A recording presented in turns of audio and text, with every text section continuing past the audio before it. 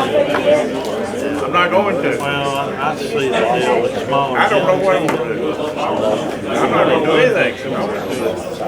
Sale Monday and Tuesday. I didn't see a cow draw less than $500. Didn't see a bull. Bull was as high as. All right, call the meeting to order. Sheriff Tyler Hatfield will have the opening. Pledge of allegiance will be Jimmy Hammond, and the invocation will be Arvis Bobo. All right. Metro Bull County Council is now in session. Vice Chair Gerald Burnett is presiding. Thank you. I pledge allegiance to the flag of the United States of America and to the republic for which it stands, one nation, under God, indivisible, with liberty and justice for all. Let us pray. Kind Heavenly Father, we thank Thee for who You are. We thank Thee for Your power. Thank You for love for us. Thank You for the guidance that You give us on this panel here. Please help us tonight to represent the people of Moore County correctly. Please give us the courage to do what needs to be done. We thank Thee for Thy Son, Jesus Christ. Thank Thee for all of our many blessings. We ask for all these things in Christ's name. Amen.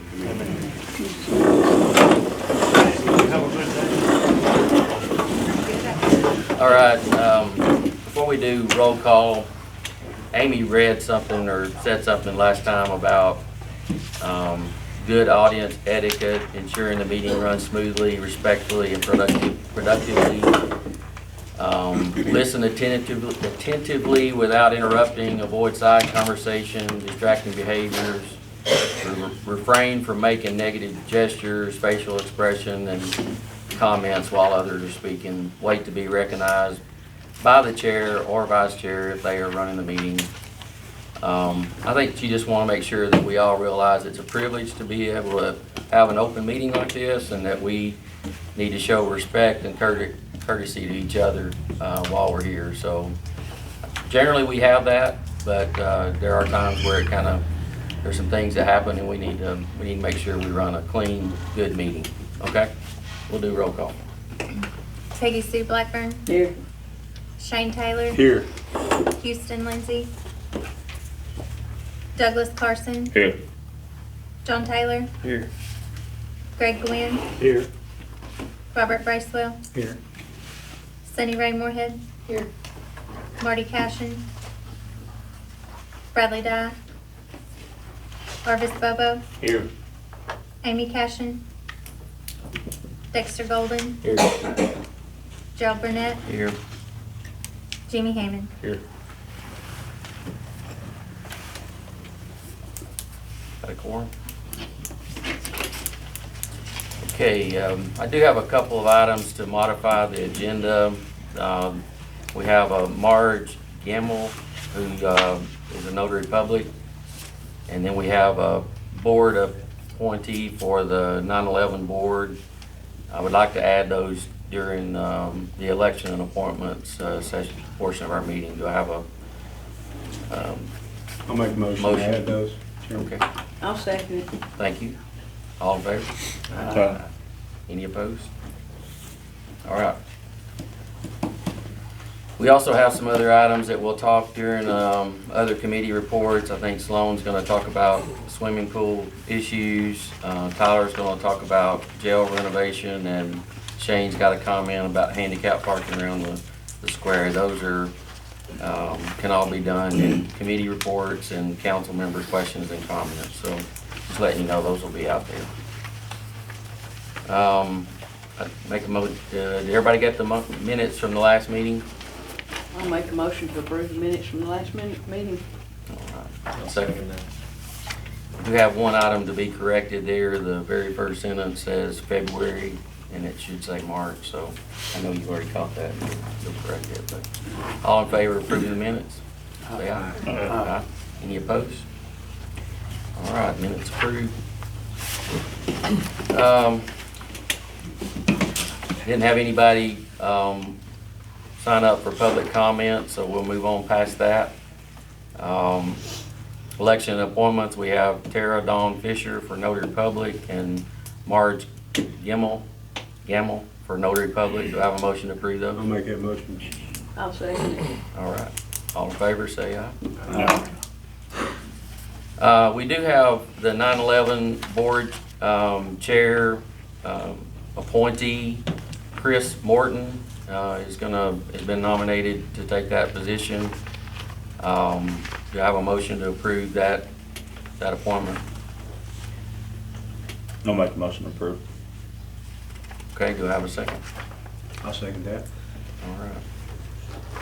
You want to say anything about this? Anybody have any discussion on that topic? Just if Larry Hatfield resigning, you feel, and his sister fill that spot. Okay. All right, do I have, all in favor, say aye. Aye. Any opposed? All right, the chair. Okay, new business, blocking square for Frontier Days. You should have had something in your packet about that. Any background, Tyler, do we need to have on that, or is it the same as it generally is? To be quite honest, I have not seen what they proposed, but I think last year, the last couple of years, they blocked off, like the top side of the square. Is that what's in your package? Partial closure. Partial closure, yes. Mechanic Street will remain open from Yeah. Farmers Bank to the red light to allow JD buses to drop off visitors. Can we get it for the barbecue? So I think that's, I think that's what we did last year, and I believe that we left it open-ended that if there is if we see that there's a large crowd and there's a need to close the rest of it, that we would have that option as well. So if safety reasons come up and we need to do something different, we have that leeway, so, but I agree with that. All right, A motion to motion to approve. approve? Peggy Sue, motion to approve. Do I have a second? No, second. John, second. All in favor, say aye. Aye. All right. Yo.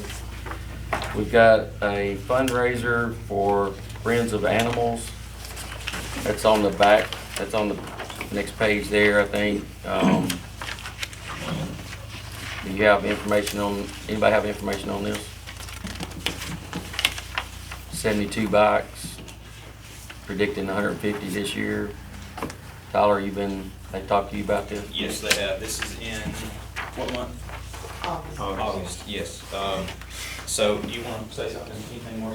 So this will be our second annual. We did one last year, we had 72 bikes. This year we're projecting 150. It benefits Moore County Friends of Animals. And it's pretty much an all-day event. Bikes will start at Harley Davidson on the square, where they'll register, and then they'll go off to their poker runs, and then they'll return to a live band. There'll be patches for sale and 50/50 tickets, and so it's an all-day event. So for safety reasons, we wanted to block off that one. Yeah, basically the same as what we're doing for the top side. Okay. Do I have a motion to approve? Make that motion. Shane, motion to approve. Do I have a second? Timmy, second. All in favor, say aye. Aye. All right. Okay, the rezoning, items 3 through 5 should say first reading, those are not second readings. Rezoning map parcel 010.01 from A1 to R2, first reading. Do I have a motion to approve the rezoning? Jimmy with a motion. Dexter second. All in favor, say aye. Aye. Any opposed? Looks to me like this is the same property, but I don't know, is it different? Different owners, same property. Different owner, same property.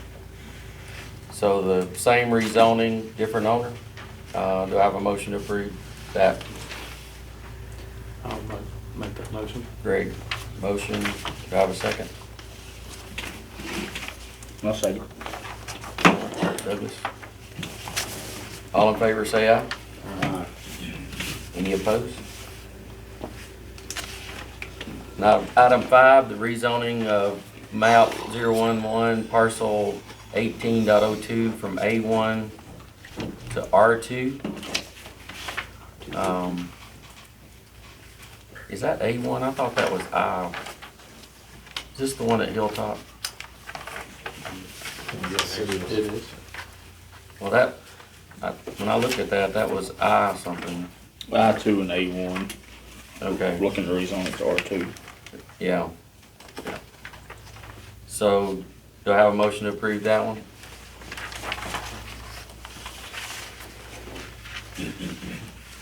I'll make the motion to approve. Shane with the motion, do I have a second? Yep. Jimmy? Any discussions? My only, since that's right at the end of Hilltop Circle, is, did we look at that, the traffic? I don't know what's gonna happen there, but that's a really bad spot where that property is located. Did y'all look at I'm looking at Shannon, not the property. Yeah, there are already several driveways Yeah, next to it. yeah. All right, anybody, any other discussion? They gonna be a business?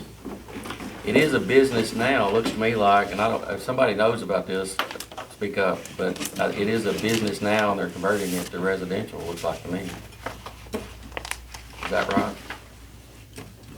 What I understand about it. Yeah. What I understand about it. Christine? Property, on that, part of it was in I-2, part of it, and far as I know, it's not a business. It is actually a house that's built back there. And the backside of the property, they have given to this other guy that had I-2, that was still sitting in I-2 there, to add to his property. Mhm. So all of it goes to R2. That's gonna be residential. Yeah. Okay, any other discussion on that one? Do I have a motion to approve? I'll make a motion. We already had a motion. We did. All right, do I Second. have, everybody say aye? Any against? All right, it's passed. I'll let somebody else do this next time. You know what? There's gonna be a new boss. Y'all step up. That's all I gotta say. Doing great. All right, Dexter wanted to address the council. Yes. I'll try to make it quick. I've got several things, so if there's any point you have questions, just stop and ask. The first one is a cease and desist letter. The Planning and Zoning Board had talked about trying to get one of these put into place for things that would come into the county that does not fit what's in our books. Right now, it's one of those things that we can make a phone call, myself, Christine, other members. Doesn't do a whole lot of good sometimes, especially if there's a danger involved with that. Be my recommendation to adopt a cease and desist. We have a generic one. We can, adopt it however y'all would like to. The one thing though that me and Bill had spoken of, that's something that if they choose not to follow the cease and desist, we will have to be prepared to go to court over that. So that's something everybody here would have to be on the same page of. And, I know every situation could be different, so is that something y'all want to look at and we draft, or how far are we willing to take that? Give an example of when it would be used. If, per se, an industry was to come in town, did not abide by a setback or part of the ordinance, and it was causing harm to maybe a public road per se, or public safety, and we asked them to stop, environmental harm, we asked them to stop and they did not. That could be a time cease and desist will be in place until we have extra steps taken to see if everything's being followed. We're not harming the environment, we're not gonna cause bodily harm to citizens driving up and down that road or things of that nature. Who are you proposing be in charge of issuing the letter? Is it planning and zoning, or is that? We could use that through the office. I mean, we could send them out through the office whenever that happens, because that's pretty much what we do now. We send out letters letting you know that we're aware of the situation, but it's not a cease and desist letter. I think we need something in place in case we need to do something. Right now, we can't do anything. I mean, we send letters, but there's nothing that puts any teeth behind it. Well, the next thing is, what if they wait 2 weeks to comply? Like, do we look at attaching a fine? Because There is fines in place right now in the book. I think it's no more than $50. When it's all said and done, there is a fine in place.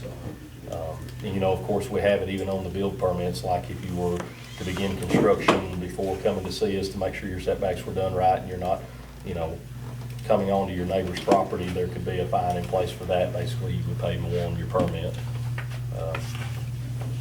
And we've actually had a few of those here lately where people are on the neighbor's side, not theirs, and then it turns into a whole, it's, you know, at that point, it's really a civil thing, but it still puts Christine in that spot where, is the county gonna do something about this? And that's, Well, that all goes back to who's gonna police it.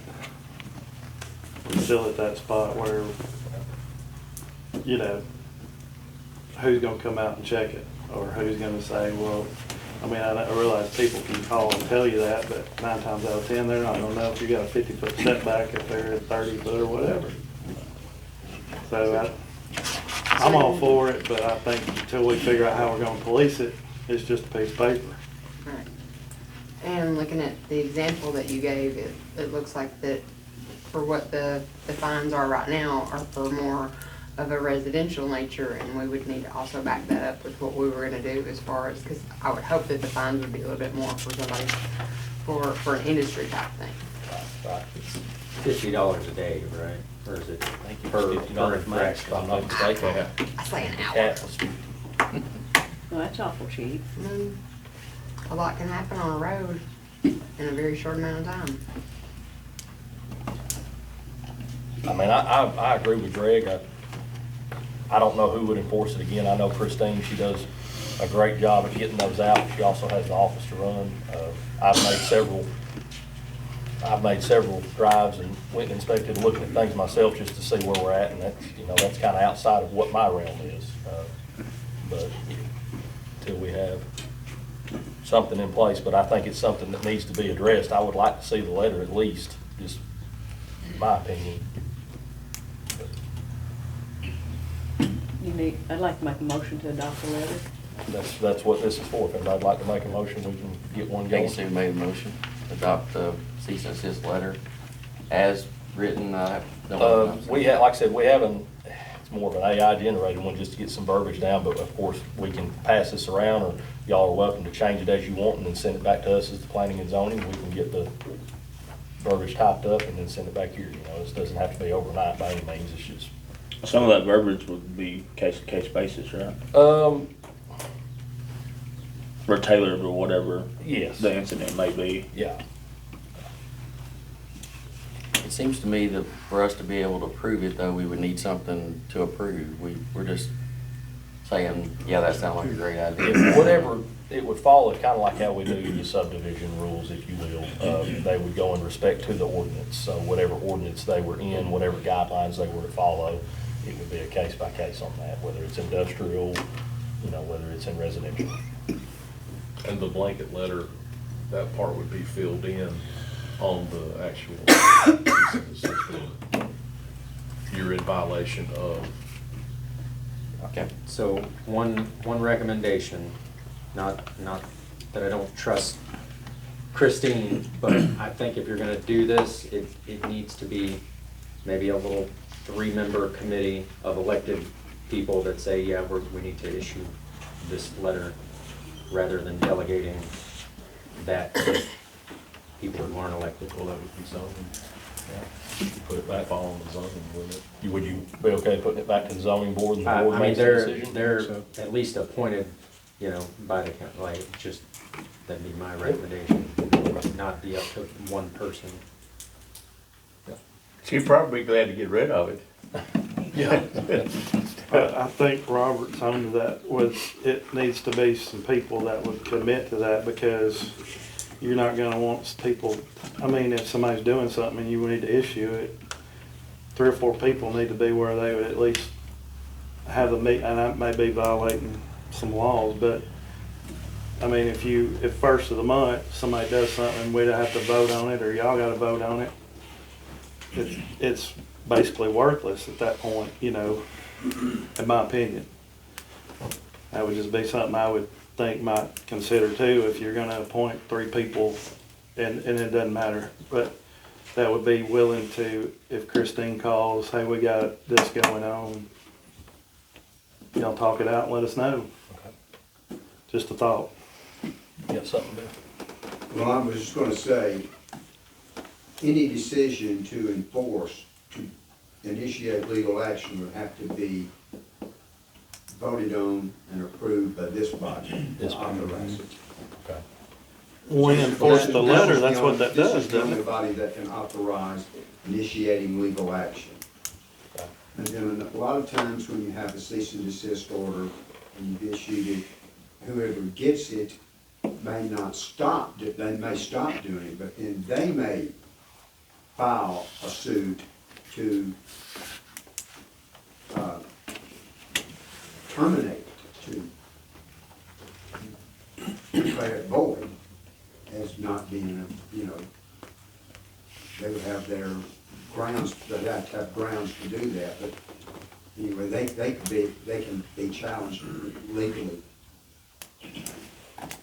I mean, the issuance of a cease and desist isn't initiating legal action, though. No, it's not. So That would not be. So But if we had a But if you three-member wanted to board, enforce that cease and desist order, so, somebody disobeying it, Mhm. that would require legal action. And the only body that can commit the county to legal action is this body. but planning and zoning could have a conference call apart from public view to review a situation and say, yes, we're good to issue this letter in this situation. I don't know that they can, they're a public body. They can do that, but I don't think it could be by, it would have to be subject to an open meeting. Okay. Unless it's a lawyer, Well, yes. you could have your lawyer On the call. present. Yeah. But even then, decisions, a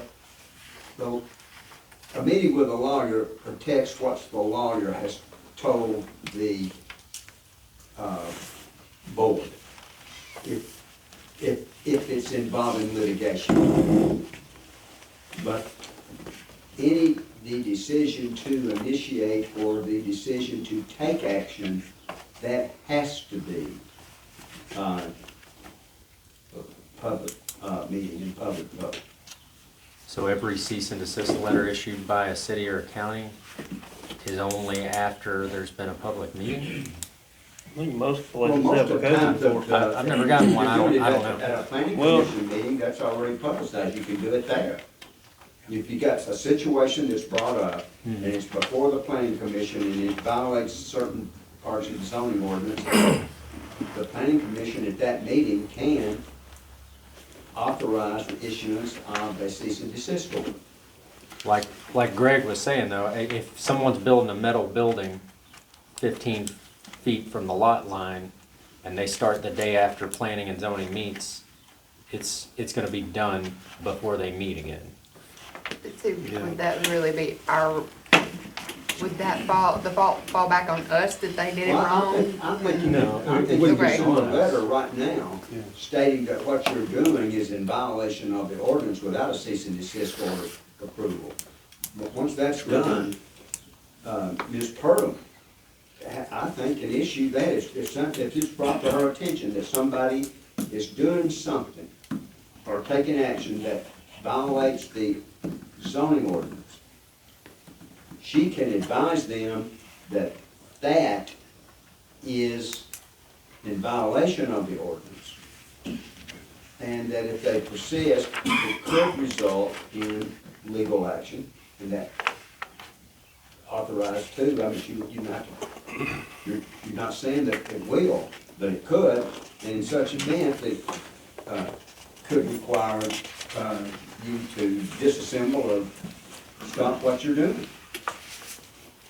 Then at that point, it could be on the agenda for the planning and zoning, and you could send a cease and desist as a second letter from that. But Ms. Purdom's letter essentially has the same effect as the cease and desist order, because it's advising them that they have take an action that is in violation of the zoning ordinance. And that they should take no further action that is proved. You know, you can play with the language of it, but essentially she can notify them, or the chairman who can notify them of a situation that is in violation of the ordinance.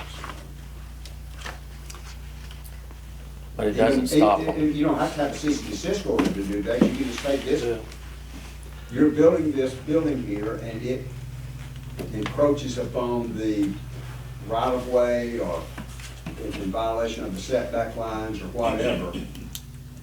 And you can proceed at your own risk, because then at that time they're notified and they can't say that we condoned it after you've notified, and then at the next meeting, you can take action to whatever you want to take to seek an injunction or whatever to stop them. And if the court does, after that letter has gone out, they're going to look at the people and say, you know, you were notified of this and you persisted on doing it anyway, you don't have to take it down at your expense.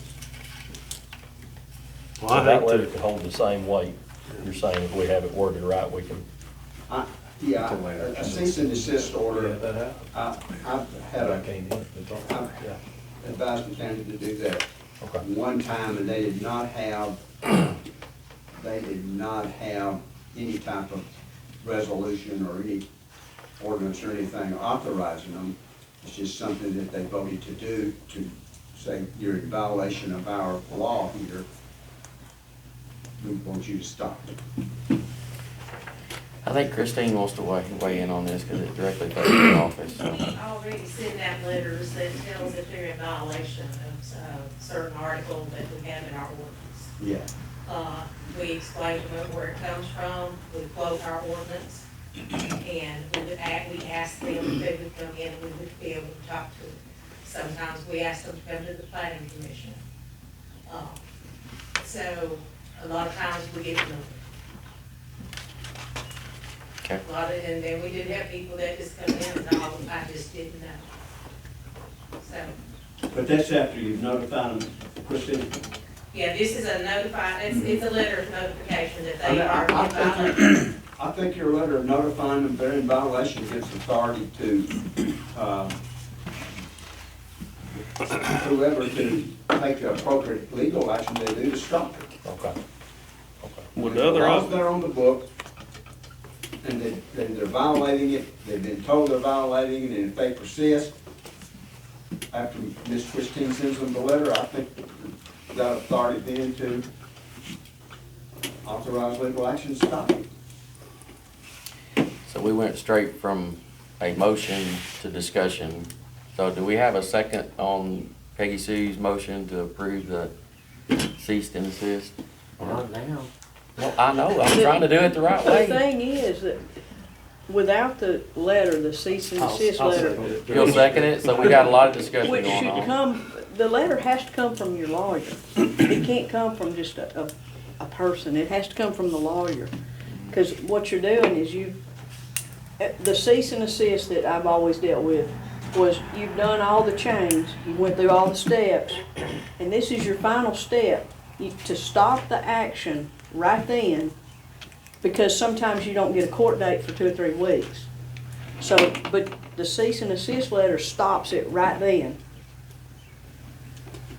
And that's like your last thing before you go to court. Yeah. And the lawyer, I've always seen the lawyer send those out.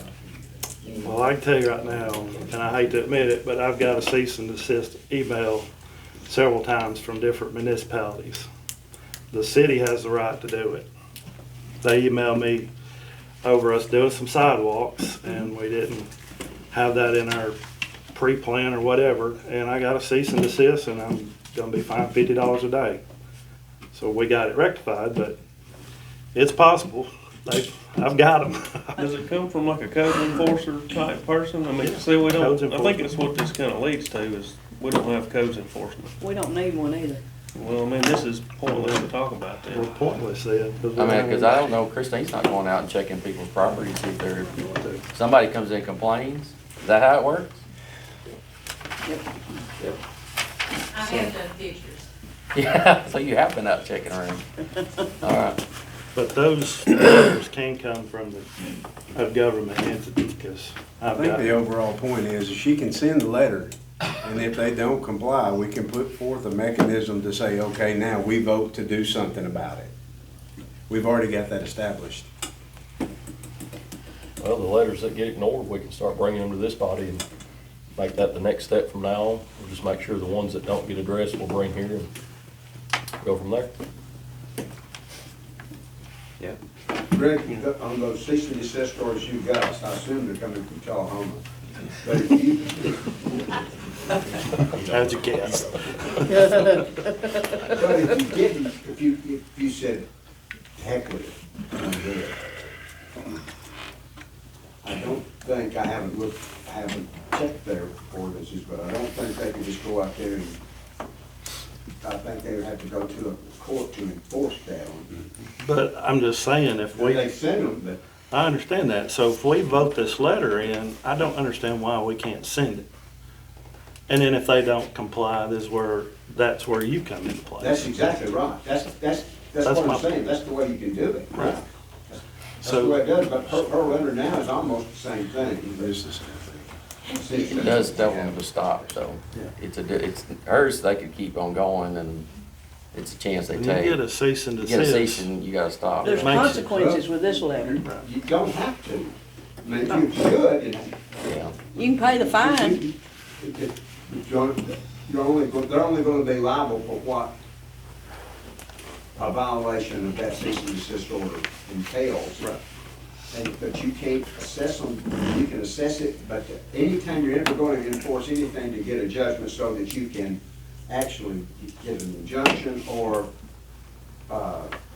execute on property owned to recover the monetary fine, it has to come from a court. Correct. All right, we've discussed this quite a bit. Do I have, all in favor of the motion to create a cease and desist for the county? Say aye.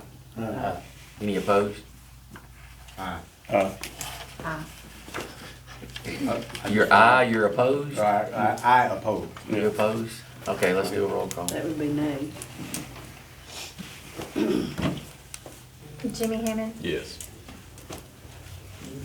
Gerald Burnett, Yes. Dexter Golden, Yes. Arvis Bobo, Yes. Sunny Ray Moorhead, No. Robert Bracewell, Yes. Greg Gwynn, Yes. John Taylor, Yes. Douglas Carson, No. Shane Taylor, No. Peggy Sue Blackburn. Yes.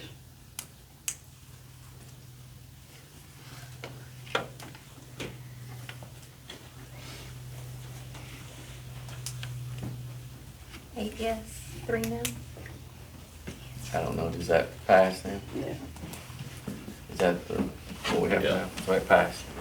All right. So Yes. before we move on, once you've got it crafted, like, can we discuss the policy for how it's gonna be sent out and enforced and all that? Absolutely. The other thing, just to keep everybody updated on, the solar farm come into the planning and zoning meeting, we talked to them about setbacks. Should be a 60-foot buffer with evergreens on that. We spotted some areas and they were working on looking into that to see if those meet the requirements. So we'll probably hear back from them at the next month's meeting if there's anybody getting questions. I had several phone calls about it. Then the next one on here, the biggest one is the tiny home development. We have some verbiage from their R3 in the past that they had adopted, if you will. And what that states is they cannot build a structure no more than 799 max square foot. They did not say in the ordinance, heated and cooled, it doesn't strictly say just the living space, no decks, it literally says structure. And I'm happy to give anybody the definitions of what a structure is in our books. So we did not issue a permit to them, which required until they had to go to the BZA to get their approval.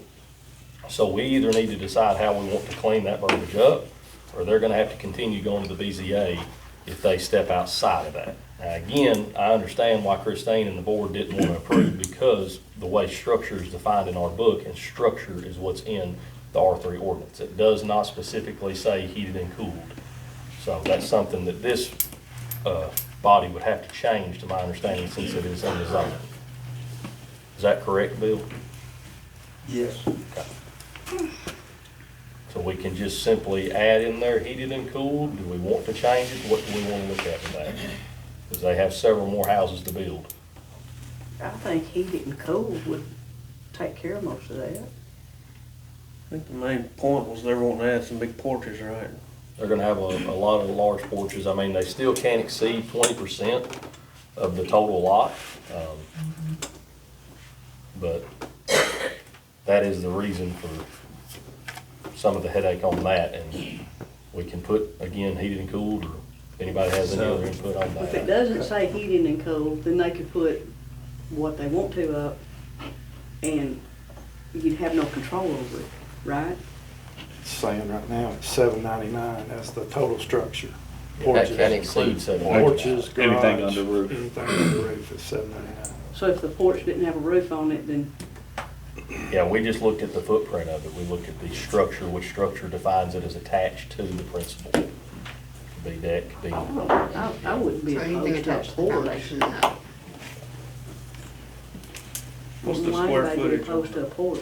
So that, you're saying, if I understand this correctly, you're saying that they're getting away with bigger houses, or trying to get away with bigger houses? Not necessarily saying they're trying to get away with it, it's just the way that it fell with their porch size added to the principal structure as it was presented to Christine. I believe it was like 1,100 square foot, and of course, we didn't want to be in legal grounds for issuing a permit when their ordinance specifically called out a R2 and R1 agriculture. It doesn't call out a specific foot, how big you can build within that, but with them being such a small, they wanted to make sure that all the houses conform to one another. So there is a minimum and a maximum in a R3. So we need to get that verbiage cleaned up, or I'm assuming the BZA is gonna be very busy over the next year or two. There was some discrepancy in that, as I recall, in the paternal language, that it should be construed with the way that they made their argument, I believe, before the Board of Zoning Appeals. I wasn't there, but I'm somewhat familiar with it, that even under the current language, that it should be considered as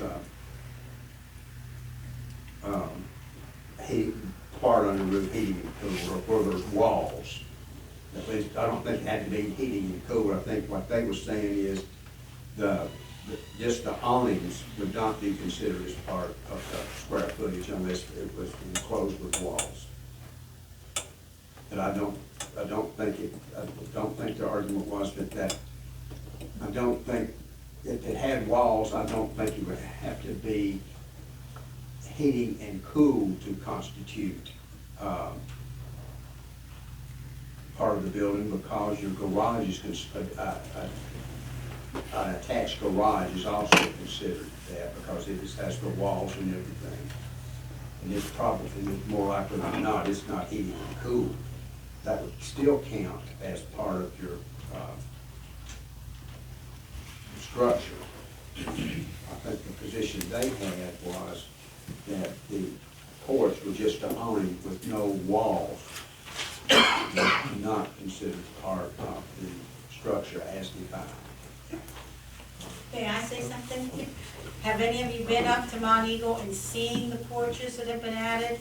Because my grandson did wiring up there, and some of the porches are very, very large, and they have a roof over them, and they have a lot of pillars, and they have a lot of, what do you call it, railing stuff and all. They are very large, and I think they should be included in the square footage part, because they take up space on the land. And if you've seen what's up there, it's not nice anymore. It started out pretty good, but it's pretty much a mess, and, the homeowners up there aren't happy.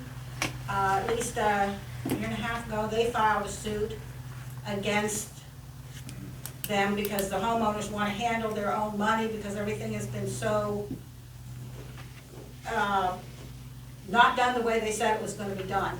And I'm worried that this zoning thing, or this, size of property and size of structure on the property is gonna become a problem, the way it is up there. Mr. Chairman, can I address the group? Sure, well, no, it's, Yeah, I guess we're really not supposed to take stuff from the audience, but I'll, come on up. I'm representing the Board of Zoning Appeals as the chairman. Okay. To address their concerns, there's a 20% maximum footprint you can have for setbacks and all that, so they can't go too big on the property. If you go back to the language in your regard, Bill, is we looked at the Tennessee codes, Tennessee realtors, and it says attics that are not heated and air conditioned are excluded, garages that are not heated are excluded. They're looking at just the heated living space. If you adopt the language along those terms, use that Tennessee realtor code, that might help you clean up that language. But here's the thing about it, living space is one of those relative terms that living space, when that was probably created, was the core center of the house. But the way that people live and work now, the porch isn't, that's as much of a living entertainment. To me, that is part of the living space as living space would be defined today versus when that was created. So my thought is, if nothing else, keep it confined to that structure with a minimum of only so much square footage extra for porches and things. Because, like I said, if, give them an inch, they're gonna take a mile. And that's what they're doing right now, and that's why BZA is having such a problem. To me, structure and living space are two fluid words. I think if you don't specify heated and cooled, then you can take a porch later on and turn it into a room. So if you specify that now, and they put a porch on it, then you've got maybe a legal thing that says, no, we can't do this. I don't know. I've got a couple of questions. So are you talking about amending the R3 that we did away with? And that would be the next thing that's a board question there, since we abolished it. I mean, he is still grandfather, so I'm assuming he would still follow that, even though we abolished an R3. But can you make an amendment to something that we abolished? And then the next thing is, if we're calling a porch a structure, and then if we go back and say, no, it's only the conditioned space that's the structure, and they're not supposed to exceed 20% of the land with the structure, now the entire yard can be a deck, because that's not a structure. Well, if we go back and amend what structure is defined as, that wouldn't go into BZA, or So wouldn't can go we, into hey, the R3. Bill, can we amend R3 when it doesn't exist anymore? He did say no, but I'm not sure. So can you amend a zone that we have abolished? I wouldn't think so. I think to amend something, it has to be in existence. I don't think you can amend. It is in You can existence. amend, you can recreate it, but you know, that would require an amendment to the entire zoning ordinance. Yeah, it exists, its grandfather exists. I mean, it's still in place. We just don't recognize it any longer. Any new structure would not be R3. So if it's still out there. If we leave it just like it is, Yeah. they can go to the BZA and get a porch, right? Or not get a porch. Well, what leads them Well, up to in go to this BZA? grandfather, you're talking about something that's grandfathered. Yeah. Under that, well, you can't change it now if they're grandfathered under the law that existed when it went out. Their grandfather is their grandfather under the law as it was. It's no longer in existence. So you can't change that law now after their grandfather. Their rights under that grandfather provision are vested in the law as written at the time they were grandfathered. Move on. That point's Move on, Move on Y'all down the come up with road. something next on BZA. Well, BZA from here on. I tell you what my take on it is, if they're able to build a bigger house, isn't it more valuable? Yeah. I'm sitting here thinking the property tax, why are we trying to hold them to, That's what they wanted. a certain, That's what well, they a want. tiny house, if you're counting the porch, you know, I mean, We didn't want to make the county liable if we issued that permit and it was outside of his ordinance that he wanted. We didn't want it to come back on the county is why we wouldn't issue it. I understand that. Well, really quick for Mr. Sherrill, if someone adds a deck, that's not adding to the square footage on their house, is it? No, it goes under OB-wise.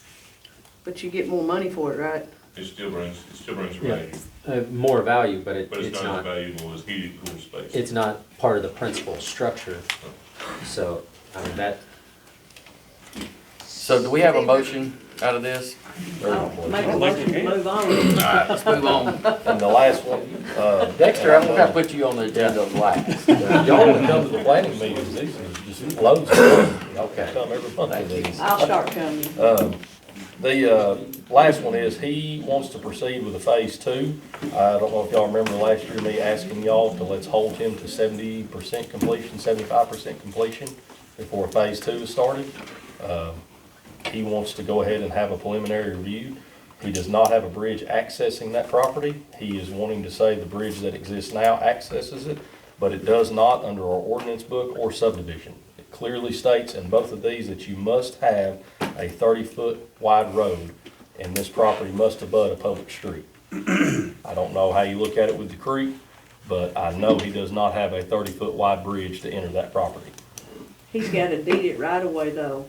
It's not a 30-foot ride for the phase two. Okay. Phase one, I he's got a just- deeded right away on that bridge for phase one. Okay. But for phase two, if he wants to go next door and continue doing this again, he has to have a 30-foot wide road to enter, which would require a bridge.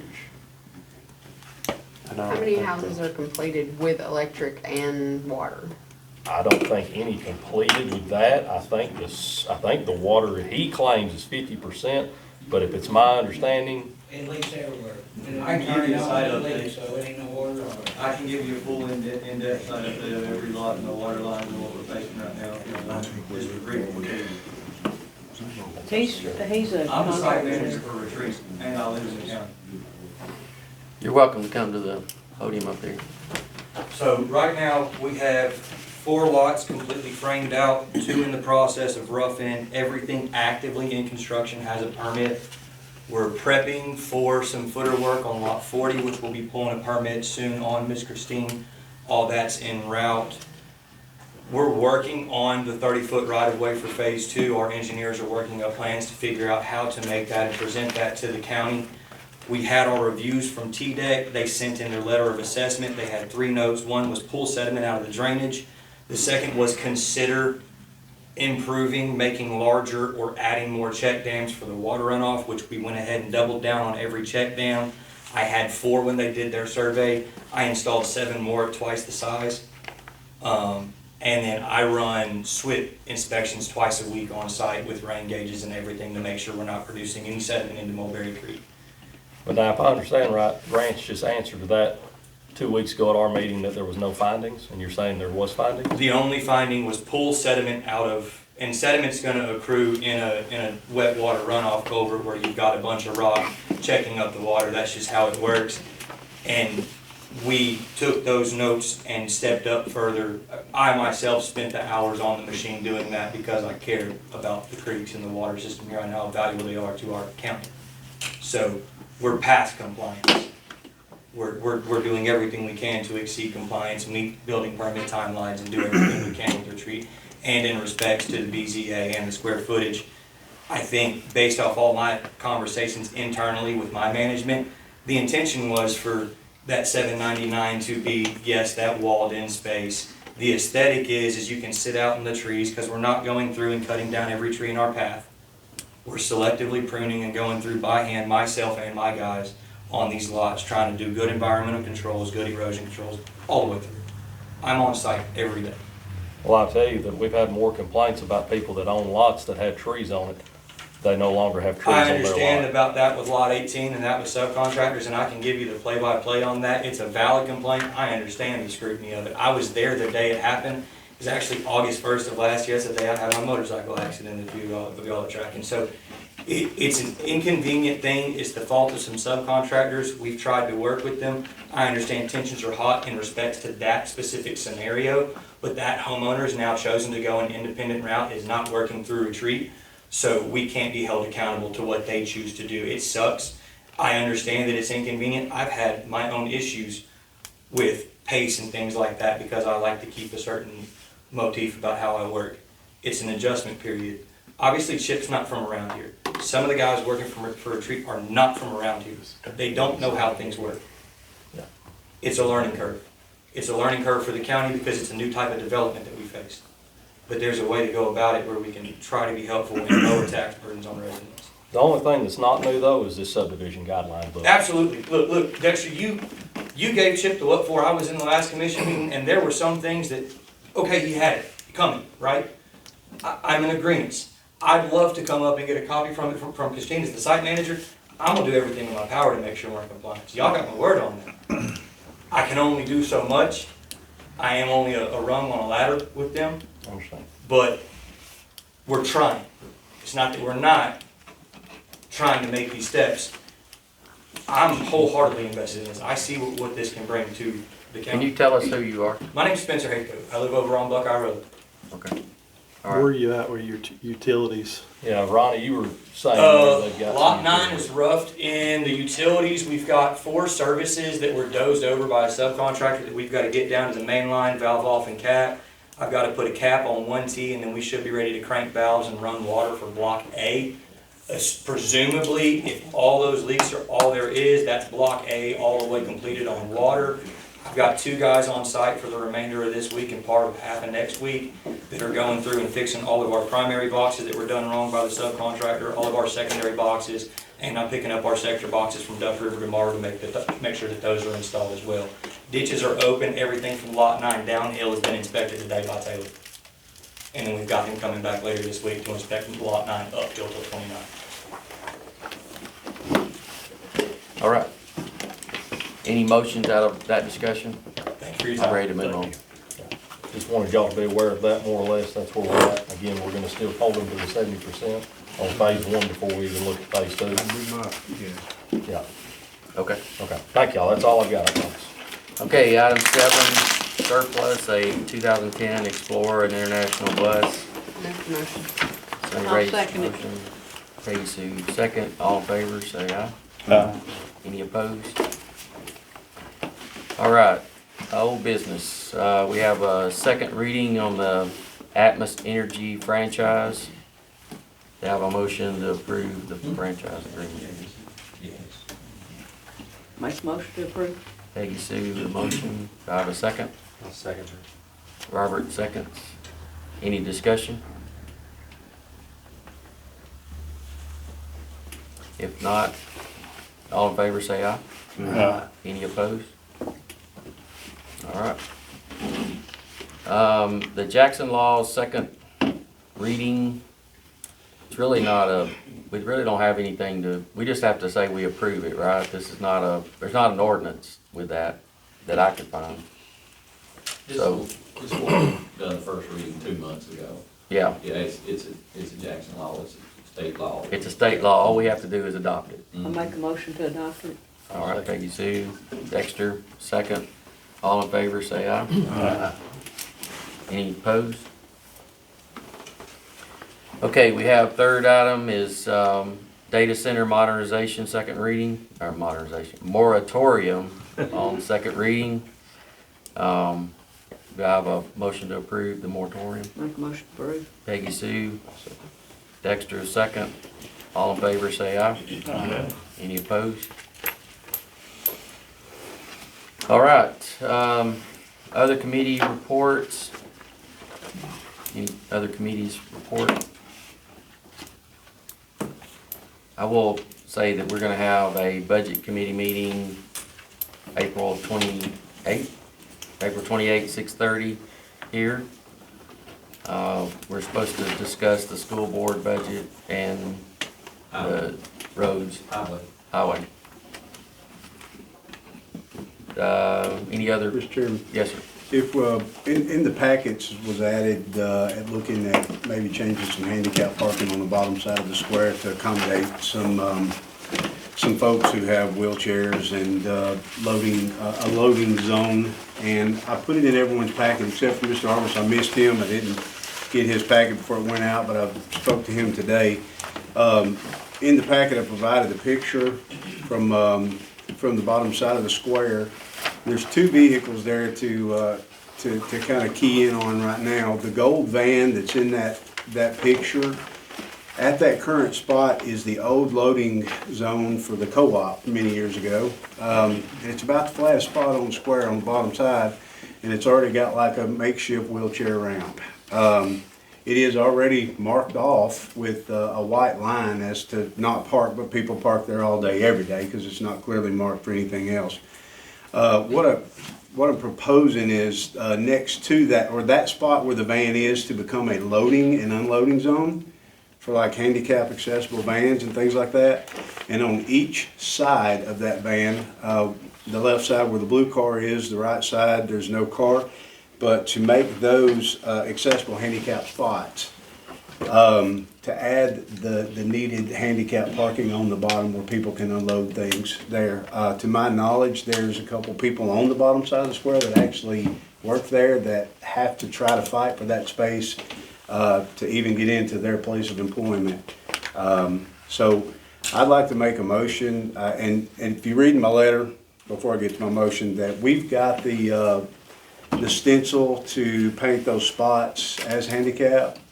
And I spoke with Mr. Robert, and maybe he might be able to help out too, if approved by the council, to designate these. I've also spoke with Shannon with the highway department, and she has agreed that she could help. Excuse me, Peggy, I didn't mean to interrupt. Help with signage and things like that. So anyway, that's my motion, would be to create 2 handicap spots and the loading zone, and actually have it painted off where it's clear and visible to create that parking spot.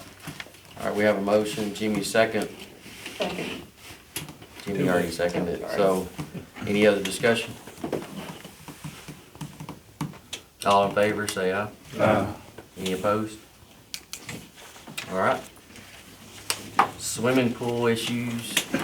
Well, as y'all know, it's pool HVAC. season, and when we got ready to prep ours last week, Barry hooked up all the winterization on the water lines and run the motor and pump for a few minutes, and the electric motor that runs the pump seized up and locked up.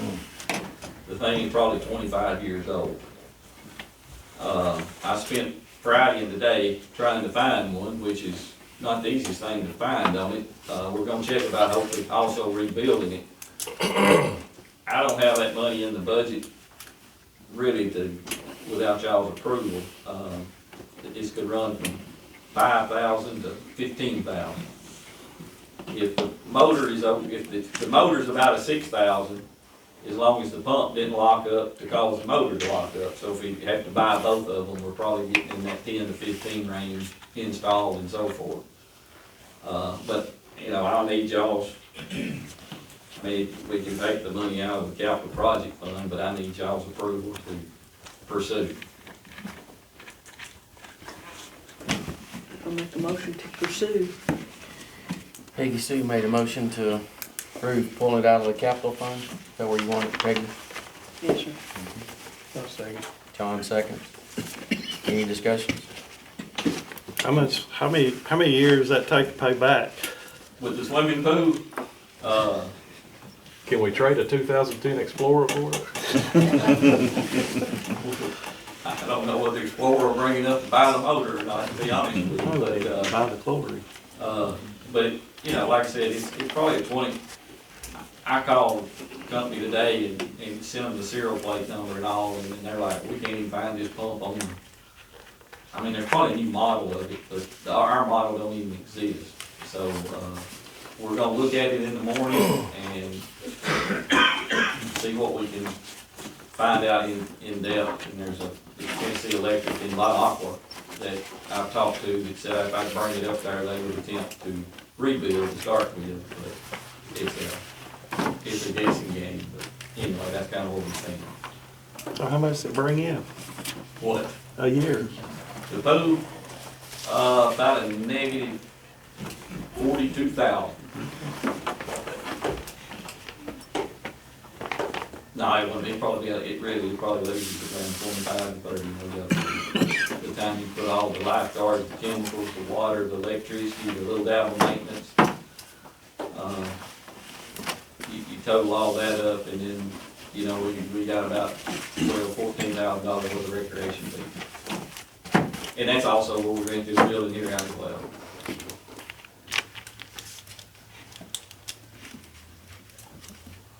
All right, we got a motion and a second.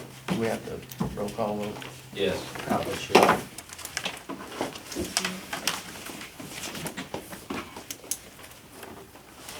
Peggy Sue Blackburn, Yes. Shane Taylor, Yes. Douglas Carson, Yes. John Taylor, Yes. Greg Gwynn, No. Robert Bracewell, No. Sunny Ray Moorhead, Yes. Arvis Bobo, Yes. Dexter Golden, Yes. Gerald Burnett, Yes. Jimmy Hammond. Yes.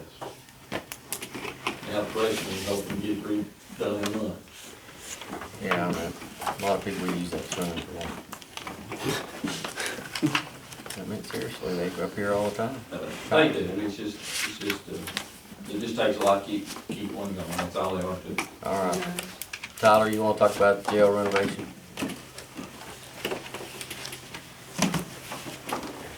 So the jail project has been, we had notices in the paper for bids. The bid opening was last Tuesday. There were two companies that came to the pre-bid meeting, which I believe was Good Friday. And we only received one bid after it's all said and done, and that was Lee Adcock Construction. This is Tim Little with LG Engineering, and he gave you the details of the bid. So we did get the one bid in, the Adcock Construction with base bid for the kitchen renovation and intake modifications there. Somebody sent a letter on with you with the kitchen renovations, the roof, and the sprinkler room repair.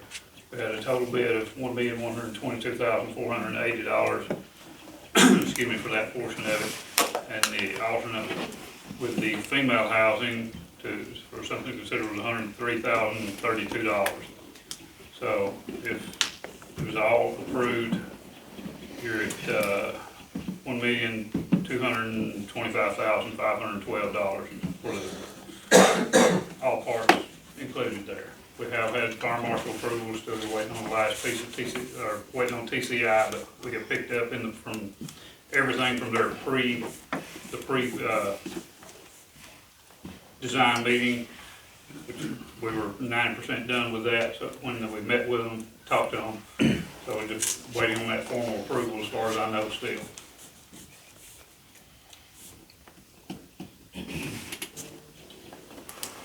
Any questions? You listen to the comments about the vice chair prior. Oh my goodness. Becky Sue. I just can't believe it's that much. I mean, you're fixing something, you're not building a whole new building.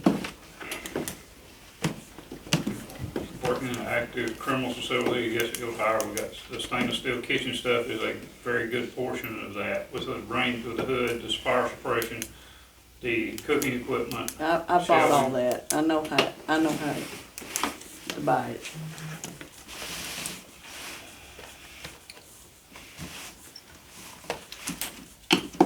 So just to be clear, it does move a couple walls that are standing at that are different space. So it's moving some space.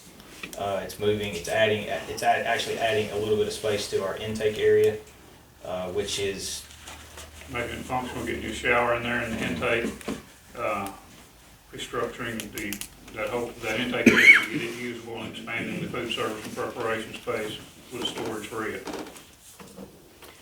Why do you think you only got one bid? It's a good question.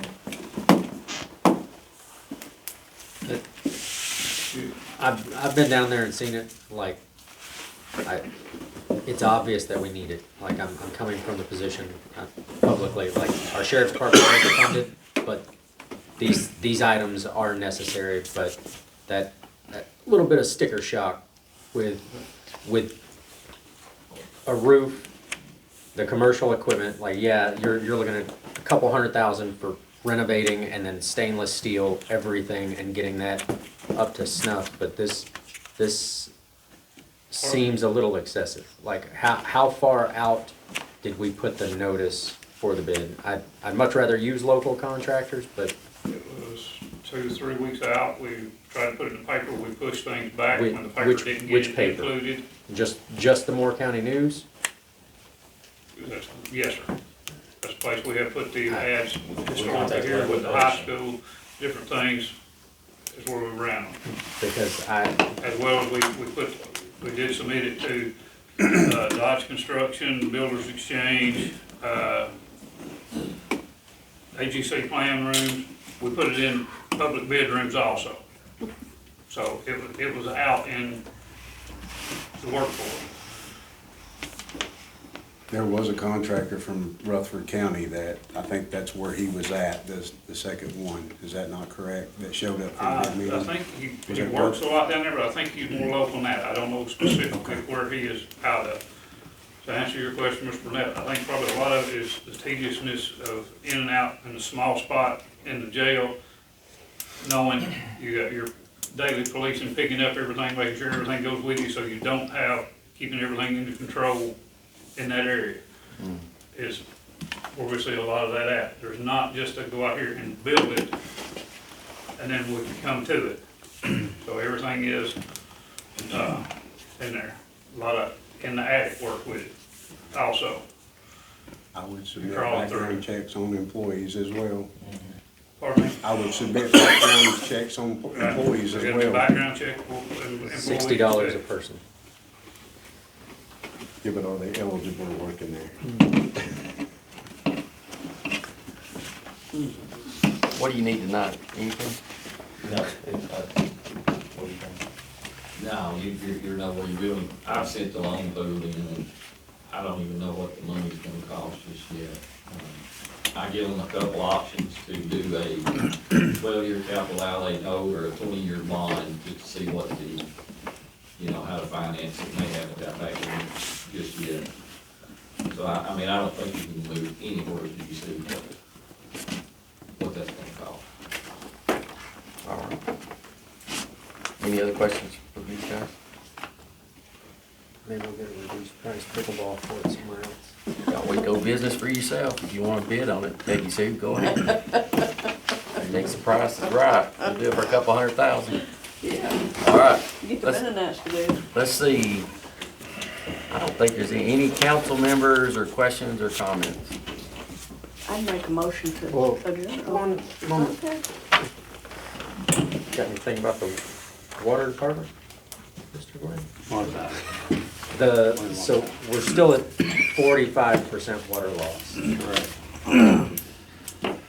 So, yeah, we not made much headway, so we have requested, we're gonna look internally at seeing if our software is a lot of the problem, because we haven't made much headway with the meters, and we're kinda at a loss, so if anybody else wants on that board, I would gladly give up my seat.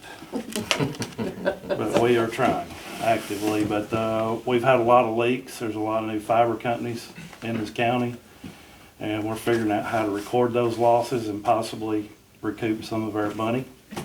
But they just go out and bore through our lines, and that's part of our water loss that we incur, but we can't go back, and the state doesn't give us credit for that. So our installers had some that were installed incorrectly, and we lost some water that way, but we're hoping this month will be our tipping point, but we're gonna start looking at our software from, our tanks are staying full, we're not losing that much water, so we feel like somewhere, and Shane, you've been on it, it's an ongoing problem, but, so we're looking at our billing software, if we're getting the correct readings, we're collecting the water. I mean, you can go check your meters, we're collecting the water, but once we get that reading to the customer, to the billing, we're now starting to try to navigate those waters to see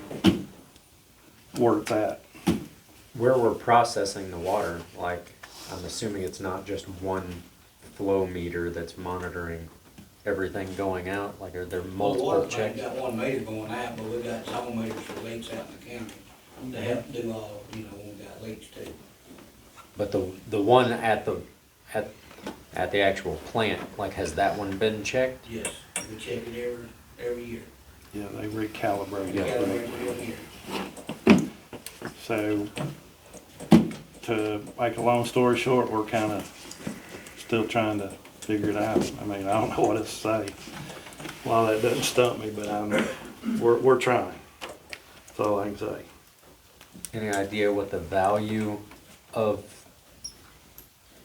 12 million gallons of water loss is? It's in our minutes, if you want to look at it. I don't have that memorized, but it's in our minutes as to where that is. Yeah, 45%, that's my. And are we done 100% with the new meters? About No. We'll be here next week to finish up. 30 to 40 more 30, 40 meters, more. and then we should be done. And we were at about 45, 42, 45. No, we were probably around 55. We've been up to 60. December at 61%. Yeah. So, yeah, we're trying. Having served on that committee, I appreciate what y'all are going through, but that's a tough situation. Make a motion to adjourn? Peggy Sue made a motion to adjourn. Do I have a second? Somebody second. All in favor? Aye. Let's go. I think it's everybody.